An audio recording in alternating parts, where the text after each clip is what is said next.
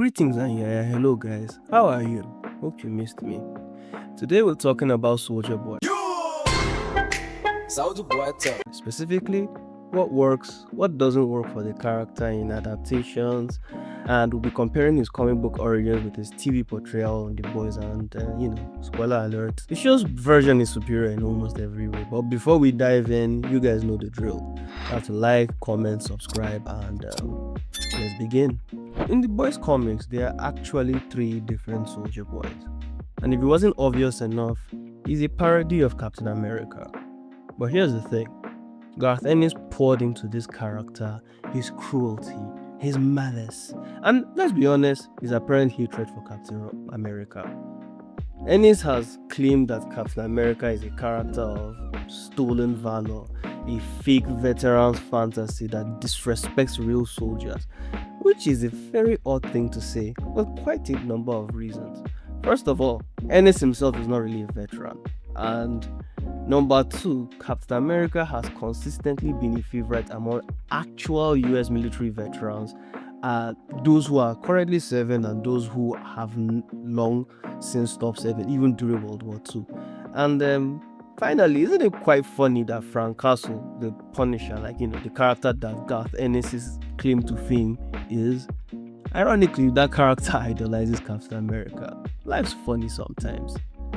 Anyway, let's talk about the comic book origins before I get sidetracked.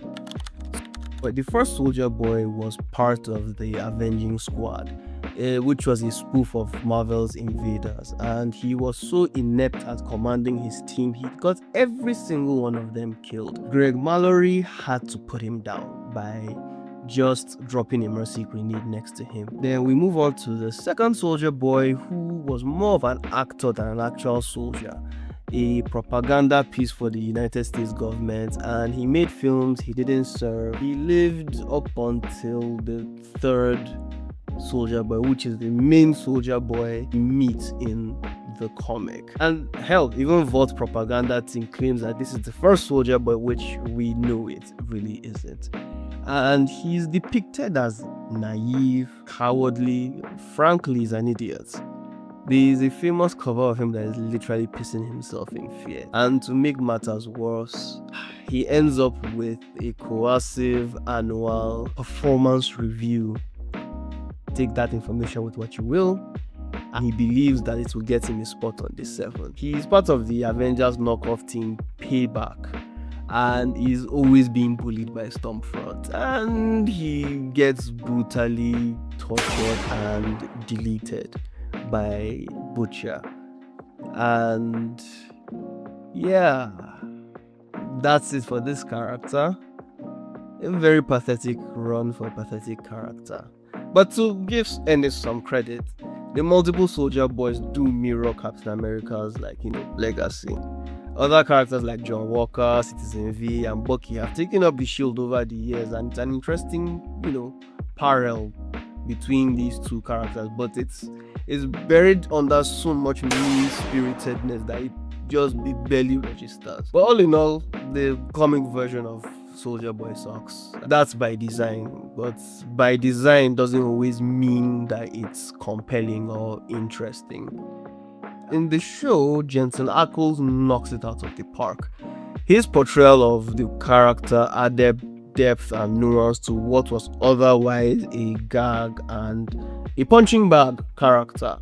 And Eric Kripke and the show's writers made brilliant decision to fold in two of the Soldier Boy's backstories. That's Soldier Boy 1 and Soldier Boy 2. So they completely ignored the third Soldier Boy, which I am glad that they did. Soldier Boy 1's inept leadership made it in. He's terrible at commanding troops. He's not a leader, as we can see with what happened in the Vietnam flashback. And his propaganda, his role as a tool of propaganda also made it into the show. He never landed on Omaha Beach. It was all filmed on his set, propaganda to boost morale, and it's very heavily implied that he has actually never seen actual combat. Think about it. It's basically like if Steve Rogers took that serum and decided to never leave the USO tour and just perform for the cameras and never goes to save Bucky and the Howling Commandos. But yeah, the show added a bit more to Jensen Ackles' portrayal of Soldierboy. He is a soup nuke chest beam. It's a power that eliminates V from any soup that it hits. That is a major power up. There's also the tying in of the character to Mother's Milk by having him be the one to take out Mother's Milk's grandfather. And yeah, he's a regular piece of shit. He's a macho, misogynistic, casually violent, casually misogynistic, very self-absorbed.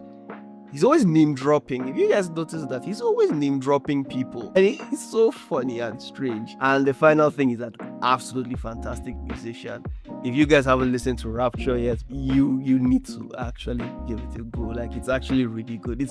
All of this, my entire point is that it elevates him from a joke to an actual character. And the show goes one step further. They even make him Homelander's father. He's not just a relic, he's a pillar of the story.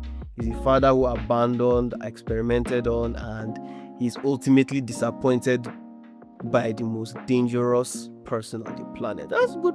That's really good writing. Bottom line is that comic book Soldierboy is a mean joke, a spiteful caricature designed to mock something that Garth Ennis weirdly doesn't understand. It's such a fun thing. TV show Soldierboy is a character that is flawed, very dangerous, and ultimately he's sympathetic as well. It's kind of interesting the way Jensen actually portrays his character. But I'll ask you the same question that I will pose. Which version do you guys prefer? Do you prefer the comic book version? Do you prefer the TV version? Let me know in the comments below. And as always, catch you guys later.